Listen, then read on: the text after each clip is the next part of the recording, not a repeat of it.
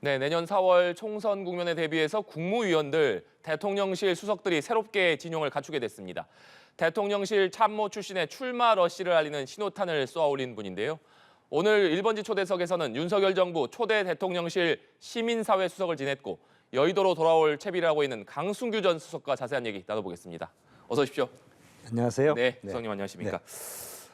지난 1년 7개월 동안 대통령실에서 근무를 하셨습니다. 윤석열 정부 초대 시민사회수석으로 근무하셨는데 먼저 그 소회부터 여쭤보겠습니다. 지난 1년 7개월은 정말 치열한 시간이었고요. 또 윤석열 대통령과 함께 네. 새로 바뀐 정부의 어떤 기틀을 마련했는데 과거 지난 정권이 만들어놓은 너무 많은 비정상적인 상황 등을 정상화시키고 또 새 정부가 가야 될 어떤 국정 지표를 만드는데 네. 아주 전력을 투구한 시간이었습니다. 긴장의 시간이었고 또 많은 난제들이 있었습니다. 네, 많은 난제들이 있었다 이렇게 말씀해 주셨는데 어떤 점들, 특히나 가장 기억에 남는 점을 꼽는다면 어떤 점을 들 수 있을까요? 저희가 여소야대 상황 아니었습니까? 모든 그 행정부가 또 뭐 일을 하고 싶다 하더라도 국민들이 원하는 그런 민생 현안을 해결하려 하더라도 국회에서 법과 또 예산이 만들어져야 되는데 여기에 뭐 윤석열표 예산, 윤석열표 정책들에 대해서는 야당이 아주 의도적으로 이를 거부했고요.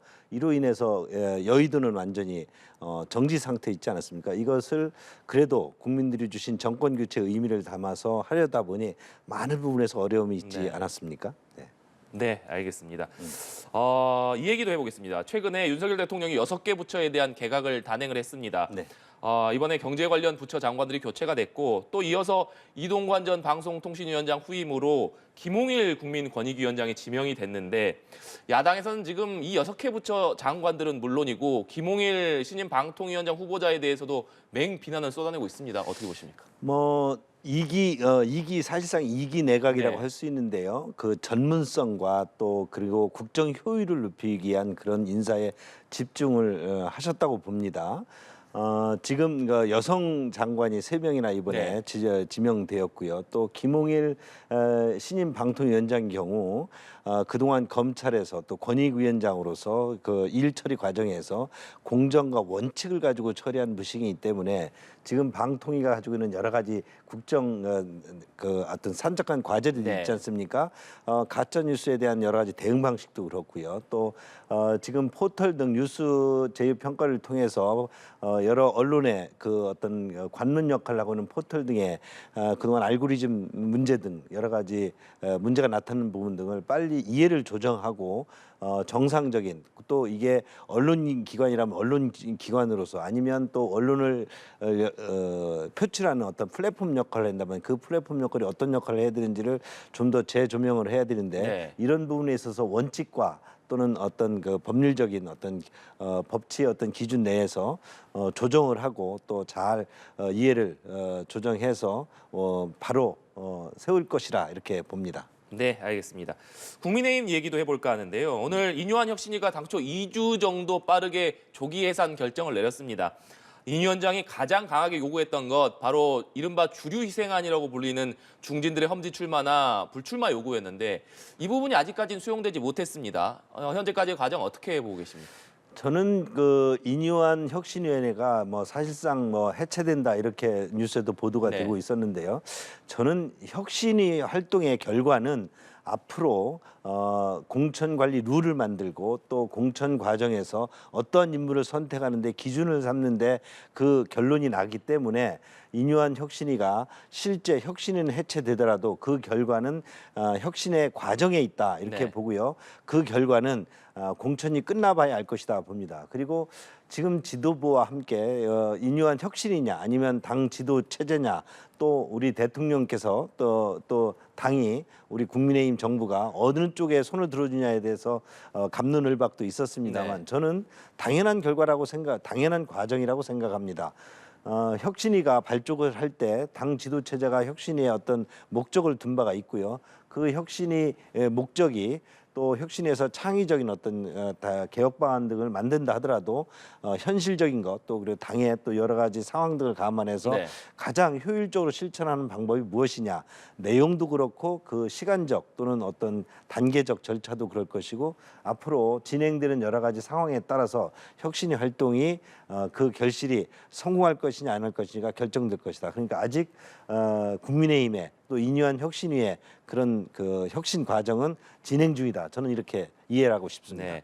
공천이 끝나봐야 알 수 있고 인유한 혁신위의 혁신은 아직 진행 중이다 이렇게 말씀을 주셨는데 네. 그렇다면 가장 큰 관심 모았던 것 역시 지도부라던가 중진들 또 추인교 의원들의 불출마라든지 험지 출마였는데 지금까지는 어떤 반응이 없었습니다만 앞으로의 과정에서 어떤 반응이나 응답들이 올 수도 있을 것이다 이렇게 보고 계십니까? 국민은 지금 여의도 정치 체제의 변화를 네. 요구를 하고 있습니다. 이것은 매번 선거 때마다 있는 현상이기도 하지만 지금 여의도가 그 어느 때보다도 정체돼 있고 국민과 괴뢰되어 있다고 네. 보기 때문에 국민들이 바라는 그런 여의도의 모습이 저희는 혁신이라 보고 국민의힘이나 민주당이나 이런 혁신 경쟁을 하지 않을 수 없다고 봅니다.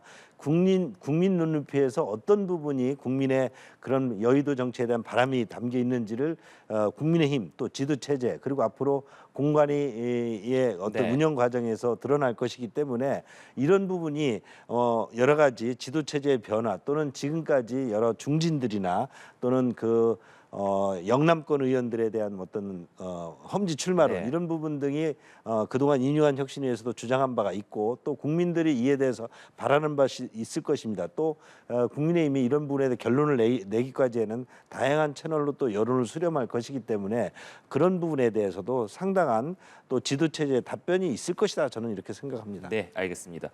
그리고 앞서 한 인터뷰에서 윤심은 인유한 혁신위 쪽에 있는 것으로 보인다. 뭐 이런 말씀을 하시기도 했는데 또 보면 윤석열 대통령이 지난 화요일에 김기현 대표를 비롯한 지도부들과 또 대통령실 신임 수석들과 상견례를 겸한 비공개 오찬을 했는데 사실 이 자리를 놓고 이게 김기현 대표에게 또 윤석열 대통령이 힘을 실어준 것 아니냐 이런 해석도 나오지 않았습니까? 윤심은 뭐 혁신위에 있다. 윤심은 국민의 지도체제에 있다. 저는 두 가지 다 맞지 않다고 봅니다. 윤심은 윤 대통령의 그 마음은 국민에게 있습니다. 국민이 우리 그 국민의힘 어떤 여러 가지 변화에 대해서 어떤 기준을 가지고 있느냐, 어떤 요구를 하고 있느냐에 달려 있을 것이고요. 지금 아까도 제가 이 혁신은 지금 과정 네. 중에 있다. 또 지도 체제나 지도부라든지 어떤 혁신위에서 이러이러한 주장을 또는 지도 체제가 이것을 당장 받아들일 것이냐 이에 대해서 난색을 표했다든지 이런 부분 등은 하나의 지금 혁신에 아주 뼈를 깎는 또 아주 가죽을 벗기는 그런 고통의 과정에 있는 것이지 네. 지금 대통령께서 또는 뭐 또 국민의힘이 윤석열 정부가 어느 편에 앞장서서 이런 부분 등을 그것을 국민의 뜻이다라고 이렇게 단언을 내릴 수 있는 상황은 아니라고 봅니다. 어쩌면 대통령께서는 지도체제도 격리해야 되고 네. 혁신에 대해서도 혁신안을 추진해왔던 인유한 혁신에 대해서도 또 그에 대해서 엔도스를 해야 되지 않을까 저는 그렇게 봅니다. 네, 알겠습니다.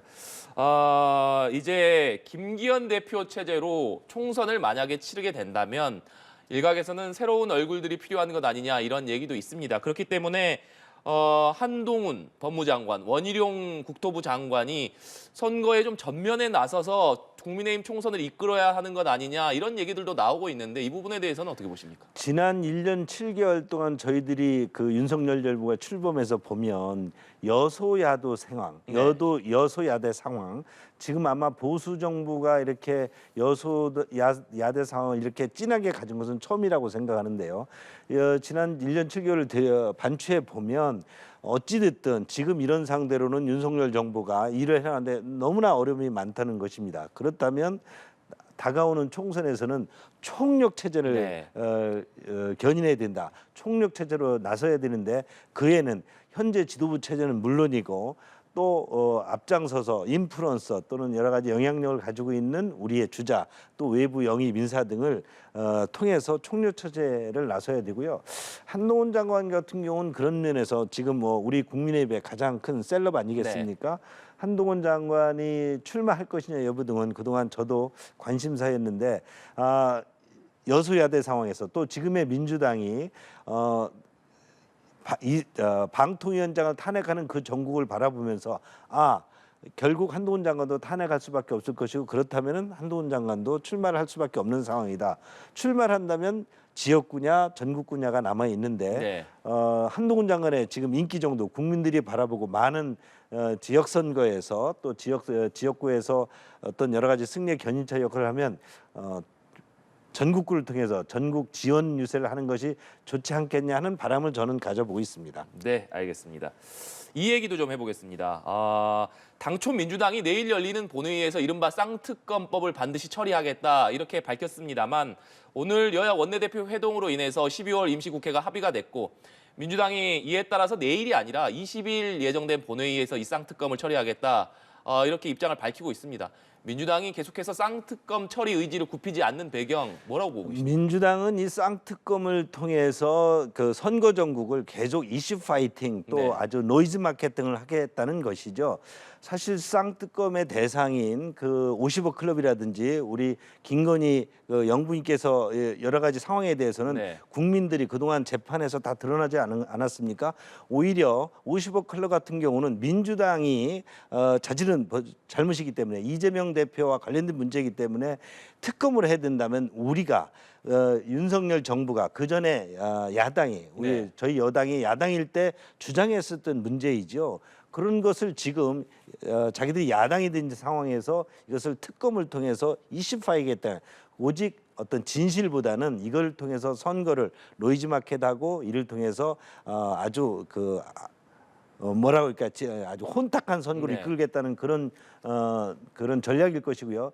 지금 뭐 20일 정도로 본회의 처리를 미뤘다는 것은 아마 예산안을 처리하고 이것을 선거 전국으로 계속 내년까지 끌고 가겠다는 야당의 전략 같은데 이에 대해서 우리 여당이 그대로 야당 전략에 가져가야 될지 저는 뭐 생각해 봐야 된다고 봅니다. 네, 가정입니다만 지금 말씀해 주셨지만은 민주당이 이것이 총선을 겨냥한 정략적인 의도다 이렇게 말씀을 해주셨기 때문에 가정입니다만 민주당이 만약에 20일 본회의에서 이 쌍특검법을 처리를 한다면 윤석열 대통령이 어떤 결정을 하리라고 보십니까? 쌍특검 처리하는 것도 그렇고 예산안 처리도 그렇고 이에 대해서 민주당의 본심이 드러나는 네. 만큼 민주당이 하고 싶어하는 대로 저희가 해줘서는 안 된다고 생각합니다. 물론 대통령의 법안 거부권 등은 대통령께서 결정하실 문제이지만 저희들이 생각할 때는 민주당이 하고자 하는 대로 두는 것은 저희들이 내년 선거 전국에서 또 민주당의 네. 어떤 프레임 이런 전략에 말려들 수 있다고 생각하기 때문에 우리 지도부가 이번 예산안 처리 또 쌍특검 처리 등에서 잘 전략을 짜야 국민들이 또 한 번 다시 속는 일이 없을 것이다 이렇게 봅니다. 네, 알겠습니다. 의원님과 관련된 수석님과 관련된 부분도 좀 여쭤봐야 될 것 같은데 네. 과거에 서울 마포갑에서 의원을 지내셨습니다. 네, 그런데 네. 이번 총선에서는 충남 홍성 예산에 출마하겠다 이렇게 네. 밝히셨는데 그 배경을 여쭤볼 수 있을까요? 정치는 또 지역구든 그게 국가 전체든 정당 전체든 변화를 추구합니다. 네. 변화가 있지 않으면 고인물에서는 여러 가지 새로움을 나타낼 수 없다고 봅니다. 저는 마포에서 18대 출마해서 당선됐고 그 이후에 19대, 20대 공천에서 탈락을 한 바 있고요. 21대는 또 여러 가지 상황 속에서 선거에 출전해서 패배했습니다. 무려 3번이나 낙선 또는 공천 탈락의 경험을 가지고 있기 때문에 마포 주민들이 저를 또 선택할 것이냐, 저를 또 출마하기를 희망하는지에 대해서는 저는 의문이었습니다. 네. 저 자신도 또 변화가 필요하다. 마포 주민들에게도 우리 국민의힘 후보로서 변화를 선택할 그런 기회를 줘야 된다 이렇게 생각을 했고요. 네. 더 큰 이유는 저는 윤석열 정부가 그동안 국정 정상화에 대한 어떤 여러 가지 국민적 요구를 실현해야 되는 과제를 가지고 있었다면 네. 또 하나는 대한민국의 미래를 암울하게 하는 우리의 또 하나의 큰 과제가 있습니다. 이것은 인구 절벽 그리고 또 지방 소멸 네. 이에 따른 이것을 제공하는 또 청년 불안 등이 큰 국정 과제입니다. 지금의 여러 가지 상황을 볼 때 우리 한동훈 장관께서도 이에 대해서 해법으로 출입국 이민청을 네. 좀 만들어야 된다 이렇게 강력히 어제도 좀 그 우리 당에 가서 연천에 가서 그 역설한 바가 있는데요. 저도 이런 부분 등이 그저 출산율을 높이기 위한 여러 가지 정책적인 추진하는 것만으로 될 수가 없고 그동안에 중앙정부 중심의 이런 어떤 여러 가지 지방 정책으로서는 균형 발전, 분권 정책에서는 더 이상 한계점이 왔다 네. 이렇게 보기 때문에 이런 부분 등을 한번 지방의 시각으로, 지방의 맞춤형으로 또는 지방의 주도권으로 가야 되고 이런 아젠다를 설정한 것이 우리 윤석열 정부의 지방시대 정책입니다. 지방 분권과 균형 발전을 병합해서 지방 정부와 또 지방의 교육과 지방의 의료 여건, 지방의 어떤 여러 가지 문화 연대 등이 네. 함께하는 그런 지방 주도형 지방 시대를 창출하지 않으면 대한민국의 미래는 정말 암울할 수밖에 없다고 봐서 저도 이에 필요한 어떤 선도적 역할을 제가 한번 해볼 수 있지 않겠느냐. 제가 지방 출신으로서 그 도시화에 가장 큰 수혜를 입은 세대이기도 한데요. 이제는 지방에 가서 지방의 부활을 다시 한번 지역 살림꾼을 자처하면서 새로운 도전을 할 때가 됐다 이렇게 해서 내려가게 됐습니다. 네, 알겠습니다. 오늘 말씀은 여기까지 듣도록 하겠습니다. 지금까지 강승규 전 시민사회수석과 얘기 나눠봤습니다. 오늘 말씀 고맙습니다. 감사합니다.